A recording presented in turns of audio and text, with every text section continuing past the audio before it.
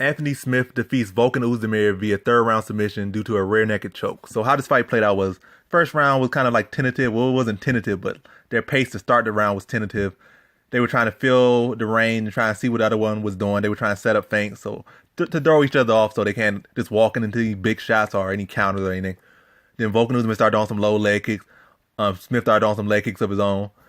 And then Smith actually shot a takedown within the first minute, but Oezdemir was able to pretty much defend the takedown with ease and showed that he was just going to give up an easy takedown. He showed his strength in the clinch, was able to move Anthony Smith around in the clinch, and was winning the clinch exchange.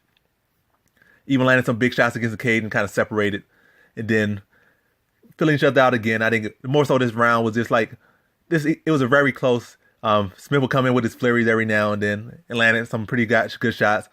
Volkan Oezdemir would try to come in, just try to corner off Anthony Smith, land some big shots, and like when he can, Smith would defend most of them, and he would eat some good ones, but he wouldn't like just panic like a lot of people are. He wasn't really wearing them as bad as some other people. Like, he wasn't getting like wobbled, but he definitely was feeling them. Like, shots weren't like rocking him. He definitely was feeling them, but he wasn't going to like show it too much. He was kind of had a good poker face, took a lot of good shots. I think he took a good head kick. It didn't really land, but kind of landed on the arm, but still kind of had the same effect.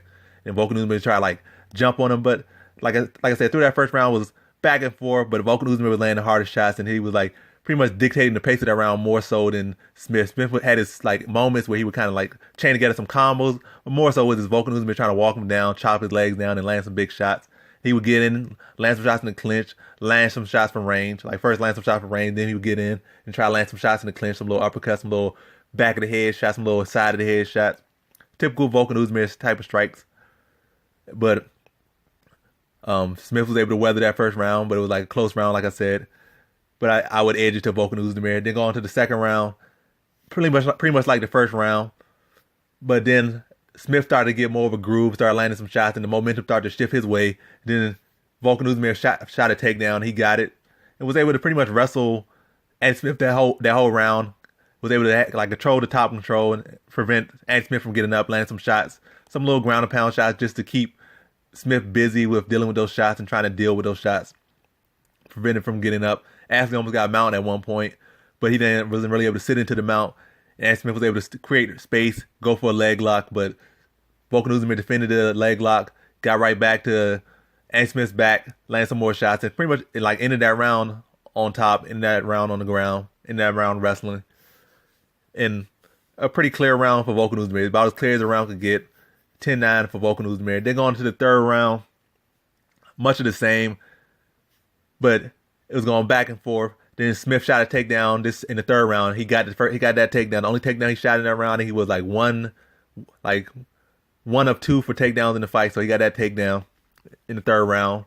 I think it was about a minute or two into the third round, got the takedown, and pretty much Volkan Oezdemir gave up his back instantly as soon as it went down, like Conor McGregor style. He instantly gave up his back. Let me stop like talking about Conor McGregor, but yeah, he instantly gave up his back, and Smith instantly locked and hooks. I think Volkan defended it for about a minute or so, and eventually Smith was able to stretch him out, sink and hook, and get that rear naked choke. But I wouldn't say the submission was like just due to Volkan Oezdemir kind of gassing or fading. I just think Anthony Smith got a takedown, and maybe Volkan Oezdemir needs to go work on the jiu-jitsu. I think he's been working on his wrestling, but he needs to work on the jiu-jitsu a little bit more. Just work on that. But a good performance from both fighters, but a good win for Volkan Oezdemir. I mean, not Volkan Oezdemir, but a good win for Anthony Smith. And definitely he's like in that position for that title shot if between, against the winner of John Jones versus Gustafsson too. So he's in a good spot. As far as him, like what he said before the fight, he said that he's the only man that could beat John Jones. After watching the fight, it's a good fight. You're impressed by him, but you kind of don't think he'll beat John Jones, Cormier, or Gustafsson. Like, you just look at him like he's a solid fighter, but after that performance, it doesn't persuade you to think that he'll beat any of those fighters. He definitely has a fighter's chance. He's definitely skilled. He definitely has some things to worry about. But after looking at that fight, you don't think he'll beat any of those people. And you guys think some other people could beat him. Like Corey Anderson might be able to beat him. After you look at his wrestling, like if Volkan Oezdemir could take you down and control you a whole round, then what could somebody like a cardio machine, solid wrestler like Corey Anderson do to you? They could wrestle you the whole round. They don't have to strike with you. It's not like they had to necessarily be a better striker. So basically, my whole point in this thing is like, he still showed that he have heart, But that wrestling still seems to be a glaring hole in his game. Yes, he was able to throw around Rashad Evans, who's like past his prime and faded. But it's a young, healthy fighter in their prime. He might still have some issues with their wrestling. And as far as his offensive wrestling, I don't think it's gonna worry Goosen or John Jones or Cormier. It's not gonna worry them. So it's more so they're gonna have to worry about his striking. So if Volkan Oezdemir can hold you down like a whole round, basically, what can John Jones or Daniel Cormier do or Goosen? They could probably finish you. You let them get them on top of you, especially like a John Jones or Cormier. Goosen probably be able to rough you up, but John Jones Cormier probably finish you. You let them have a whole round on top of you. But he definitely has opportunities. Against John Jones, I think it's like this opportunities like going to be few and far in between. Against Daniel Cormier, he has opportunities on the feet. But as long as you out there and you're giving it your best, you have a shot. And that's about all I can say for this video. Good win for Anthony Smith. He rallied, took the damage that Volkan Oezdemir dished out, took him into the later rounds, and finished him. So that concludes this video. Thanks for watching. Like, comment, and subscribe, and come back for more videos. Peace.